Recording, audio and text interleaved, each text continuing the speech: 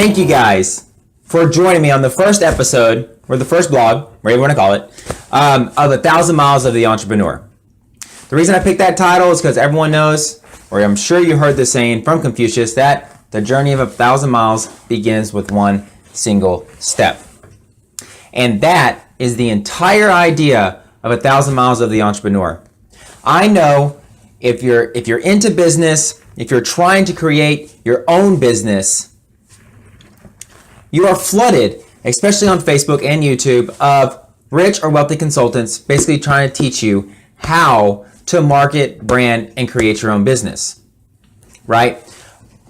But you also see on YouTube, you also see transformations of a person who was once really big, that has lost 60 or 7 pounds and is now really skinny and ripped and living a good life, and he's healthy and he's happy, and he took you on that journey. That is motivational stuff. I know it motivates me, it probably motivates you, and it makes you aspire to be that person, especially if you have a fitness goal in mind. But what you have never seen is a person go from broke to wealthy, right? Tai Lopez, one of my favorite online mentors, he has the brand that people have tried to mimic, basically, where every time he opens up a video, you see a new car that he has bought, or a brand new huge house, or books behind him, because he's all about knowledge equals power, and knowledge will allow you to acquire more wealth over time. But the books are already there, the cars are already bought, and the house is already there. You didn't see Tai Lopez start from the beginning. And that is the purpose of 1,000 Miles of an Entrepreneur. If you look around me right now, you're not going to see fancy cars. You're not going to see a lot of books behind me. And you're not going to see a huge house. What you see is a modest home, no books, and I wish I could show you the 1992 TV that I got over here, or the Mitsubishi Galant that I drive. That used to be a piece of crap, like 1995 Nissan something or another that I bought off Craigslist, right? But you're going to see me go basically from zero to hero, from broke to wealthy, and I'm going to take you on that journey. Now, to give you a little bit of insight about me and what makes me tick and what motivated me to do this, my name is James Ratliff, and I grew up in the lower class in a small town in Texas. And it wasn't so much living in the lower class that bothered me, but more of the mentality that I grew up around, right? I was the black sheep because I grew up with the mentality that success was purely determined about how many things you bought with the money that you worked so hard for. The newest TV, the newest car, a bigger house. And I grew up with this mentality to the point that I thought that to be successful, I had to have money to buy lots of things. Sorry about that. To buy lots of things. So when I was 18, I ditched my scholarship to go out to LA to be an actor. Now, I wanted to be an actor for many reasons. One of the main reasons, though, is because on the TVs that were bought, that were strung around my house, that was the definition of success.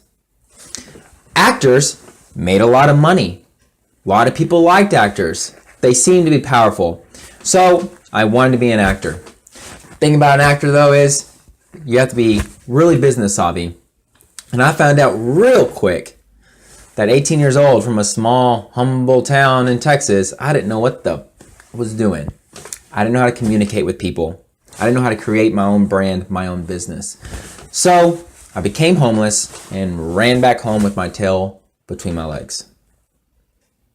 Now, when I got there, I did the most logical thing that a person would do in that situation. I got married to a Serbian woman. Now, she was beautiful, and maybe I was in love. At least what a 20-year-old would think being in love meant.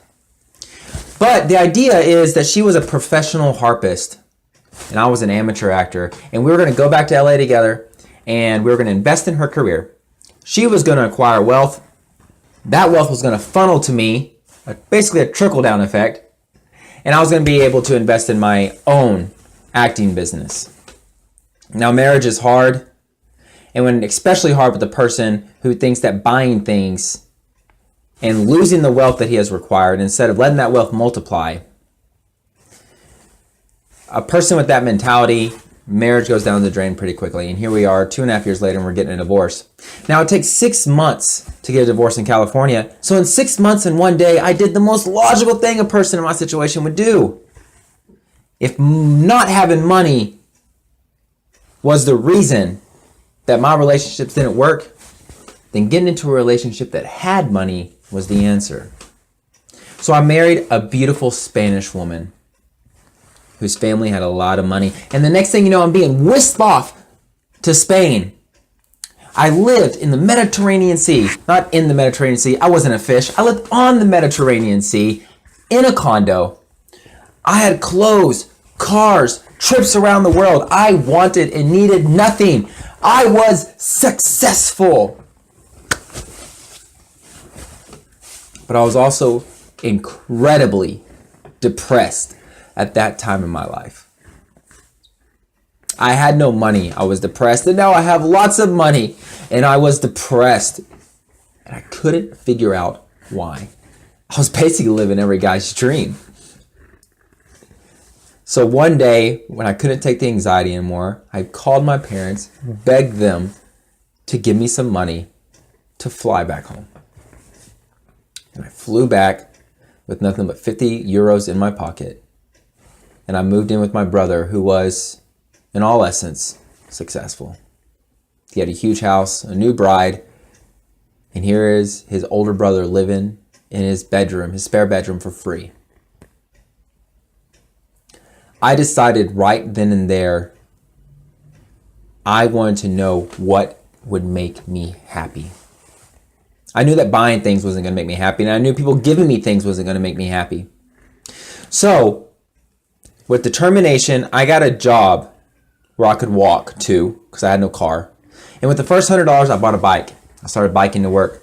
The first $1,500, I bought the shittiest car you've ever seen off Craigslist. This car was so crappy that I would get pulled over because the windows were tinted. It looked like crap. Cops basically thought I was a drug dealer.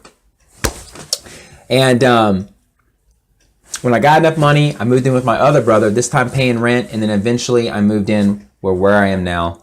Granted, it's a humble house, but at least I'm paying my own way. Then I decided that working to the bone and buying things was not the answer. What is the answer? Do what the wealthy say. Do what the success people say. Invest in yourself. So I saved up money, $1,000 to be exact, and invested in a branding and image consultant so I can work on how I am perceived. I then joined Toastmasters so I can learn how to communicate. And within 3 months of joining Toastmasters, I got a first place trophy on how to communicate with people. Then I got another $1,000 and I invested in the Johnson O'Connor aptitude test, one of the most prestigious aptitude tests in the entire world, because I wanted to find out what makes me tick, what's going to make me happy, and how can I acquire wealth with the skills that were genetically handed down to me. I found out real quick that I have what's called high ideaphoria, the ability to produce rapid ideas. I also have a great sense for numerical aptitudes, finance, and also I have a subjective personality, which means I need to be the expert in something. Which led me to go back to the community college that I'm close to and get into their branding and marketing program, an associate's degree in marketing and branding with a certificate in entrepreneurship. Since then, me along with my brother's help, have started our own clothing apparel. Now, we're in the very beginning, which is the point of 1,000 Miles of an Entrepreneur. We don't even have a product yet. But in order to make this work, I need to acquire knowledge.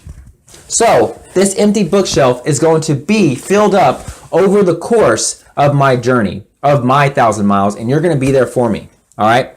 The first thing that we're going to do is we're going to do the 30-day Elon Musk $2 a day challenge. When Elon Musk was 17, he decided he wanted to live off $1 a day to see if he had what it takes to be an entrepreneur. Basically, to see if he can persevere. But I think he also had some other reasons behind it. In order to live off $1 a day, with inflation, I'm going to live off $2 a day, you have to find the best bargains. You have to find where the cheapest product is going to be, how to make your own product from scratch, and on top of that, learn how to persevere. Because the money I can save by only spending $62 in 1 month on food, I can put towards my own business. I can invest in myself. So you're going to join me on that 30-day, $2 a day challenge. Tomorrow, we're going to take $62. We're going to go to the grocery store with the best bargains, and we're going to buy food and plan out our meals for the next 30 days. During those 30 days, we are going to be reading the first book, The Richest Man in Babylon. The reason the Bible is so popular, besides that it's the staple, the foundation of Christianity, is you learn lessons through parable format. Richest Man in Babylon does that. It teaches you how to acquire wealth and to have that wealth multiplied. Then at the same time, we're going to be reading Rich Dad, Poor Dad to find out the difference between Robert's rich and poor dad and how he became wealthy. All right, you're going to learn these lessons with me, and you're going to see my bookshelf rise. As my bookshelf rise, the idea is that my company rises. My company becomes more successful, or at least I learn from it, from the mistakes that I'm going to make. You're going to see me grow from where I am now to where I'm going to be, and I want you to go on that journey with me. So tell your friends. If you want to take the challenge with me, comment below. I'll do my best to let you know how I'm doing it. You let me know how you're doing it. We'll go on this journey together. And on top of that, stay tuned for the book readings. And also, I'll keep you up to date on my new business that I'm starting and what I had to take to get my LLC, to find a wholesaler, to find someone to basically print my products, how to do my taxes for that products, how to create a business plan, and everything that it entails. So stay tuned. Tomorrow we start the Elon Musk challenge. I'll see you then, and thank you for joining me on step 1 of our 1,000 miles. We'll see you tomorrow.